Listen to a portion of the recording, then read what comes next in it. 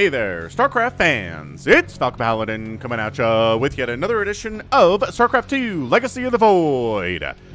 Today, it's going to be a match between Stats and Reynor from Homestory Cup. That wrapped up about a couple of weeks ago. This is going to be a Patreon cast, so if you're watching this the week of March the 26th, thank you very much for supporting me on patreon.com/FalconPaladin for at least $1 a month. I really appreciate it. You can watch this 1 month before anybody else, and if you're watching this in the month of April, hit that like button and hit that subscribe. I post StarCraft 2 videos 5 times a week, and let me know if there are any matchups you like to see or players you like to see. Just put them in the comments, and I will do my best. Bottom right-hand corner, on Romanticide, is the Zerg player. He is blue. He is Reynor. He is a world champion. And in the top left, also a world champion, just not that recently, it is the red Protoss player, Stats. All right, so Stats blocks the hatch. Reynor's like, that's okay. I'll just take my second hatch down here. You can almost hear the sighing going on from Reynor. Stats blocks hatches like Michael Jordan shoots dunks. Dunks basketballs. There we go. Is a Michael Jordan reference dating me? I am 38 years old, but man, he retired in 1998 and then came back in 2001. Played for the Washington Wizards for a little bit and then retired again. So that means there are definitely people watching this cast who were not alive when Michael Jordan was last playing basketball, which is nuts. Okay, that's like adults is the thing, like people in college, like people who are almost graduated from college. Wow. All right, I am old. We've established it. Anything crazy happening here? No, not at all. Second gas, second pylon. There it is. I'm gonna guess a Stargate opening here from Stats. Are you ready for a Stargate? I certainly am, but a Twilight Council I would not say no to either. He's pretty good with a resonating glaive at depths, and it is a Stargate. All right. So that's fine. Reynor on the other side of it is going to go for a third base. That's what this probe is here for. The probe is like, all right, my job right now is to make sure that third base goes down, or how many lings pop out. Actually, I'm going to leave before the third base goes down because I value my life, apparently. That's very interesting. So third base at about 238. Nothing too crazy there from Reynor either. Spreading that creep to connect the bases. It does make it a little bit harder to connect the bases with creep when your third base is your natural base, but hey, I haven't really seen it kill a Zerg player to this point yet, so I think we're okay. I think we're doing just fine. Just fine. Stats. Void Ray opening. Okay, that's fine. He has been favoring the Oracle opening recently, but is very willing to go for Void Rays. I did cast a best of 7 between Rogue and Stats as part of a Trovo, which is a streaming service, a Trovo StarCraft tournament called the Laughing Falcon Invitational. If you're interested in watching me cast a live StarCraft 2 with players like Rogue and Stats, which I'm not entirely sure why you wouldn't want to see me do that, I'll put a link in the description to the Trovo site where you can see me. It's just like Twitch, just like YouTube live streaming, and anyway. Alright, so gonna take a quick third base here. Just checking to make sure everything is kosher. And there it is. There's your third base. Anything crazy? I don't know. Like, Stats just has a plan. Like, here's the thing about Stats. He will get a very scary mid-game army up, right? He will definitely go for everything. Storm, Archons, Colossus, Disruptors. Whatever you need to defeat a Zerg player. And then when the Zerg player is busy dealing with all that stuff, Stats will somehow sneak out a giant scary Skytoss army and murder you before you're ready for it. He's done it to Serral. He's done it to Reynor before. He's done it to Rogue before. Like, he is crushing nerds. Crushing Zergs in particular. And we'll see if he does it here today. I'm not entirely sure. That is a second Void Ray on the way and a second Stargate too. There's a second Stargate. So second Stargate coming up. This is interesting. So this could be a Void Ray harass style build, right? Where you make 5 or 6 Void Rays and then you just kind of float around the edges of the third base of the Zerg player. Maybe pick off an extractor. Maybe kill a queen. Maybe you can get a hatchery if the defense isn't quite ample enough. And then you really put the Zerg player behind and they hate their lives, and then they lose. So, oh, Twilight Council, though. Yeah, this is what I'm talking about. Twilight Council, is he... it's another Void. Is he doing Void Ray Adept? Void Ray Adept is a surprisingly really good strategy against Zergs. I haven't seen one recently in Homestory Cup or on the channel from games that I've cast. But I will tell you, it's really, really good. Again, if the Zerg player is not quite prepared for it, which I know that probably designates and probably describes like a billion different strategies that you can do this against Zerg and win if they're not ready for it. Yes, obviously, thank you, Captain Obvious Falcon Paladin. But basically, what happens here is that the Adepts are really good against Hydralisks, and then the Void Rays are super good against things like, I don't know, Roaches, for example. Queens are a bit of a problem in the situation because Adepts are not good against Queens. Void Rays are not good against Queens, but you generally don't have enough Queens to make it really a problem. We're going for Charge, though. We're going for Charge. Additional Gateways coming up. So, Charge Lot Void Ray is actually pretty good, too. Charge Lot's really good against Queens. And then the Voiders are good against Roaches. Oh, that's even better. Okay, I like this a lot more now. That's another option. I guess Zealot Void Ray is definitely another option. Do we have... I mean... What is the vision here, Reynor? He doesn't have vision on that second Stargate. I don't think he knows how many Void Rays there are. Ooh, this is moderately dicey. We are getting a Fleet Beacon. Did that just finish? Fleet Beacon is... Temple Archives is done. Did I see a Fleet Beacon, or am I hallucinating? Structures. Maybe it was just a shield battery, and I was like, oh, it's an early Fleet Beacon. Zerglings at the third base. This is beautiful Sim City from stats, though. Oh, it's a free Immortal, and the Void Rays have to reveal themselves to try to save this guy. Oh, they killed him. He almost got recalled out, but not quite. Now you see the Void Ray count. 15 Mutas in production. Okay. I like this. I actually really like this. I think Mutas trade pretty darn well against Void Rays, especially because they're not light. Or sorry, they're not armored. They are light. So Void Rays never do their full damage and never do their bonus damage against them, right? And that's pretty much it. Also, they're really good against Immortals and Zealots. So, I like the mass, kind of a Muta-ling here. I kind of love this out of Reynor, to be honest with you. So let's go. Muta's cruising on out. Hydralisk 10, Baneling Nest coming in here from Reynor on the follow-up. Storm is about 50% complete for stats. Will not be available for any of the upcoming situations he's going to find himself in, where Mutalisks are dive-bombing into his natural base. So, goodbye cannon. Like, just 3 swipes, basically, for all these Mutas. Probes getting massacred as well. Dude, that pylon would be a good one to snipe. Are they? They're worried about the High Templar, so they are just flying on in. Another cannon, huh? One cannon seems not ample against this many Mutalisks. Meanwhile, oh, Zerglings are crushing the Immortals. Oh my gosh, the Zealots with shield batteries are scary, so they're not going to engage there. Now the Void Rays are here. The Mutas, that's the other thing. Mutas are fast. They are faster than Void Rays are. Void Rays are really fast, though. Lings, oh, Lings got in. 18 probes have been killed. 19 probes, 20 probes have been killed. And Reynor is the winner of game number 1 of our sneaky twofer.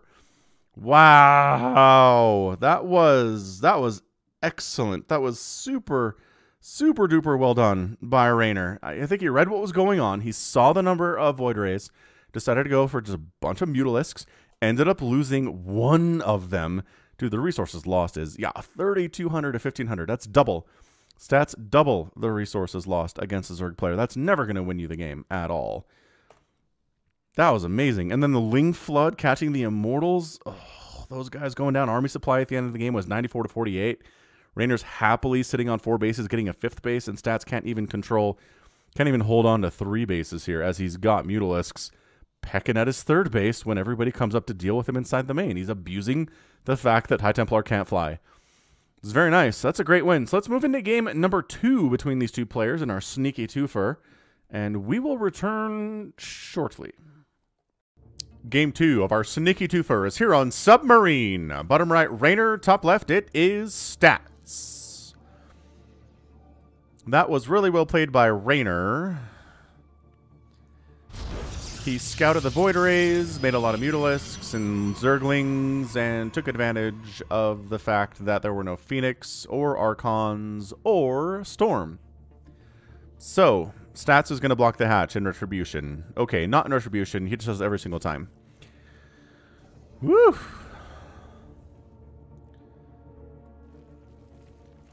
It's like, maybe this time Stats won't block my... alright, fine.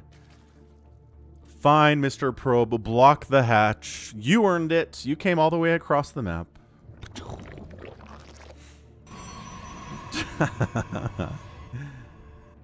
Alright. So again, if you want to catch me casting live StarCraft 2, you need to bookmark the Trovo site and Africa. I'll put links in the description. If I don't, please remind me in the comments, because I have 3 kids and a full-time job and a Brood War channel and a YouTube channel, and I stream on Twitch and on Trovo and on Africa, and I have 3 brain cells left over. So, gateway up. Nexus down. Technically perfect here from Stats. You can't play a perfect game of StarCraft 2, but you can do a perfect build order to start with, right? Playing the mineral game. If it's not worth it, then why would Stats be doing this? That's what I always say. Maybe just because he's a lot of excess APM. 350 at this point. Second simulator, second pylon. Zerg players doing Zergy stuff. I don't know what else to tell you about what Reynor's doing here. Reynors are just, they're either going to 12 pool ya, or they're going to go 16, 18, 17, third hatch at 230, and then do stuff from there. Although, there was a game I cast between, it was Rogue. It was actually Rogue versus Stats on that best of 7 that I cast out on Trovo, where Rogue did go for a pool first, but it was like a 15 pool? Like a 15 pool, 16 hatch, and it was very strange. I don't know what the intent was. I'm not sure if he maybe was intending to go for some faster speedling pressure in that game, because he didn't. He's known to do that. Like, he's done that before, but not in this game. He just went macro from there. I'm not sure if he was intending on going speedlings, and then he just scouted something, he didn't like what he saw, so he just went back to being macro. But anyhow, Stargate coming up from Stats. Second Adept in production. Third hatch on the way. Everything is nice and safe and neat here on Submarine.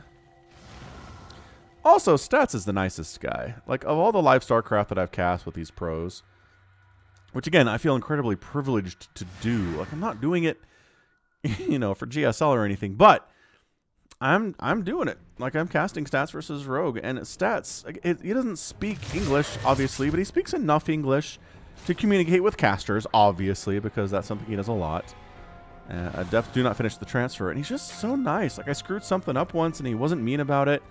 He wasn't brusque. He's throwing smileys all over the place. He's just happy to be there, and so happy when he won, and he's just so friendly. I like Stats a lot. He's really won me over. So we got our Void Ray out. We got an Oracle on the way. Zerglings catch the Adepts, almost kill them, but no. They survive their encounter with the Zerglings. They're not happy about it, though. So once again, Void Ray opening here, interestingly enough.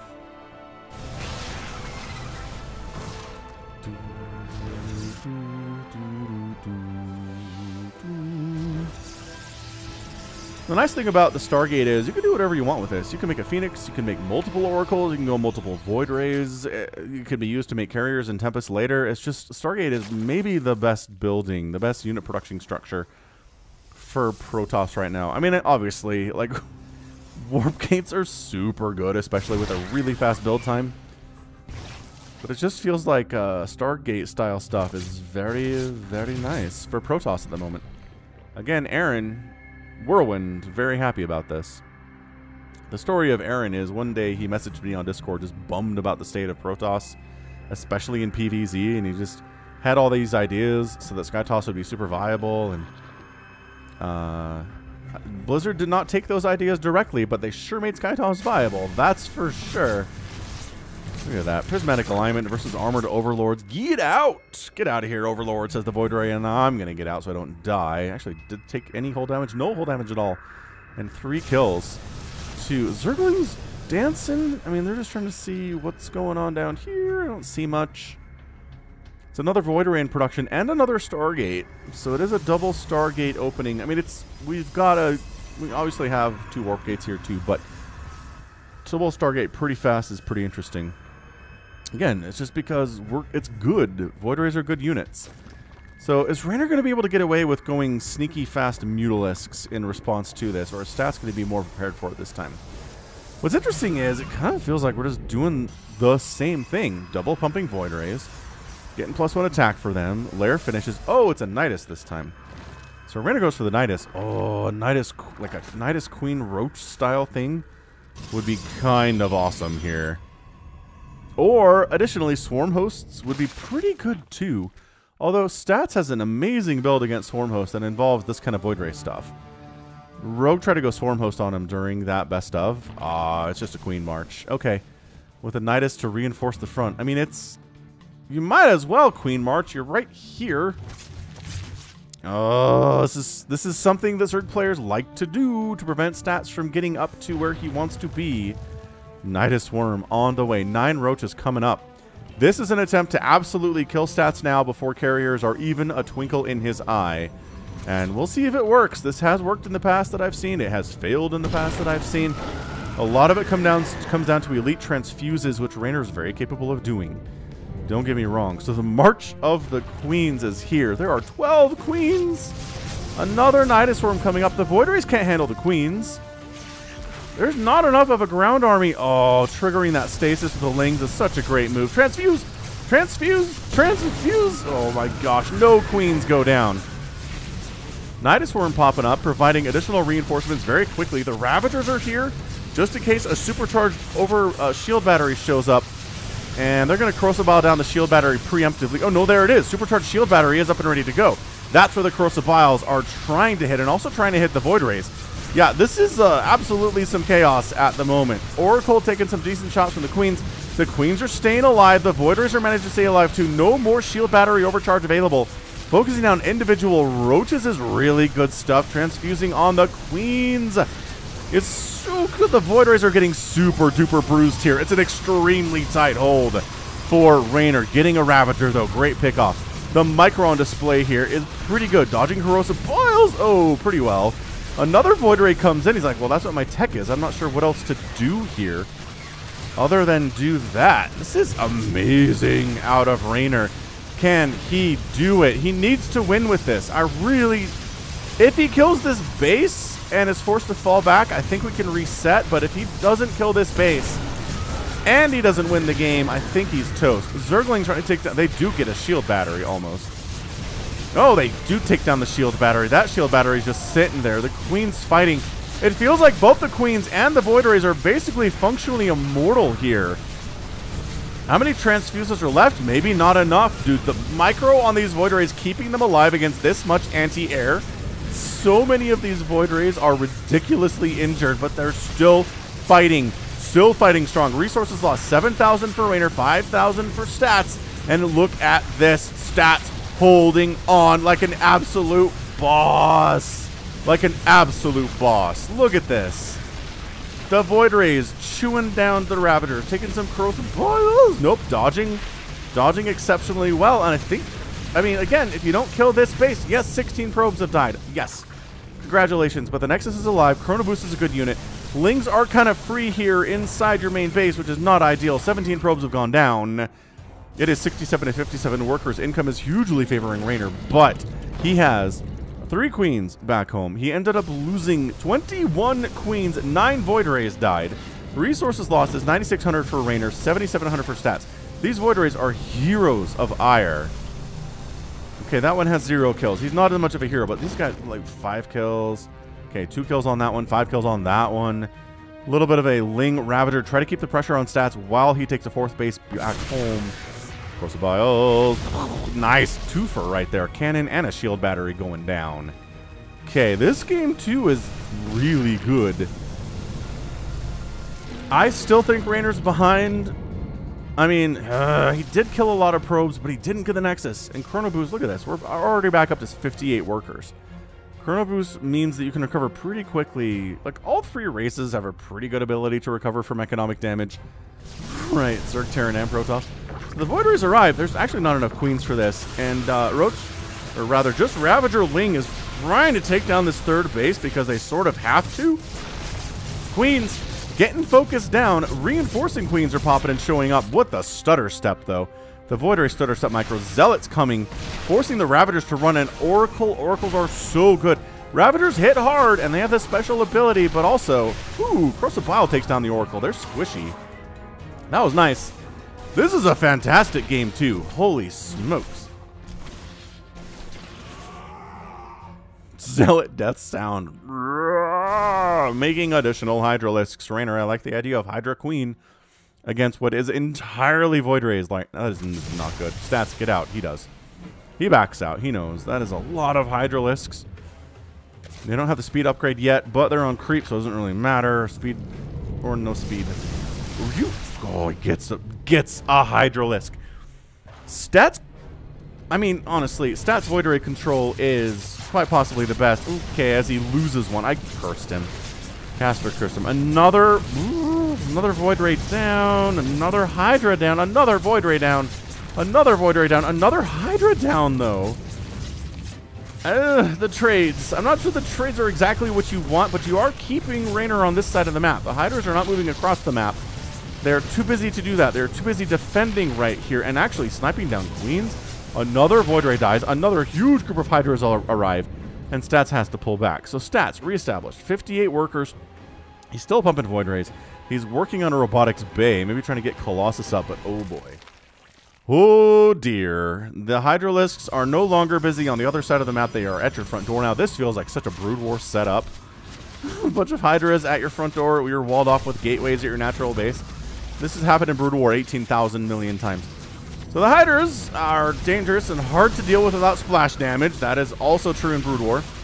And yeah, Hydra is just tearing through.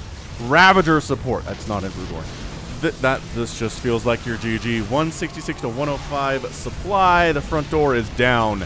The Barbarians are at the gates. This has been a really good game too, though. Yep, and Reynor comes out on top. Very nicely done in 12 minutes. That's your GG. Whew, a little abrupt from Stats, but when you're down, you're 102 supply, you're recognizing your natural base is going to fall. All these probes are going to die. You don't have a 4th base, and the Zerg's on 4 bases, and he has all of these units at your gates. It's not good. So, excellent, excellent, excellent game. Resources lost about even, which is never good if you're a Zerg player, or if you're Protoss and a ZVP. 16,500, 15,700. Yeah. 21 Void Rays died. 29 queens. I don't think that's an all-time record, but that's a lot of queens. Crikey. 21 Hydras went down, but there were still 20 on the field at the end of the game. I mean, Stats Army was entirely 10 Zealots and 4 Void Rays. So, not going to hold. Really no splash damage. He was going for Disruptors or Storm, or Colossus, rather, because he had... It was Disruptor. He just started Disruptor production, but it was too late. He tried to keep the Hydras on the other side of the map as long as he could. Couldn't pull it off, tragically. All right. All right, very good. So that's going to be it for me today. This has been Falcon Paladin coming at ya with yet another edition of StarCraft 2 Legacy of the Void and a Patreon cast. Go ahead, hit that like button, hit that subscribe if you like what you saw and what you heard today. You can also catch me on Twitter, Facebook, Patreon, and Twitch, all at /Falcon Paladin. And until next time, as always, thank you so much for watching, and you take care of yourself.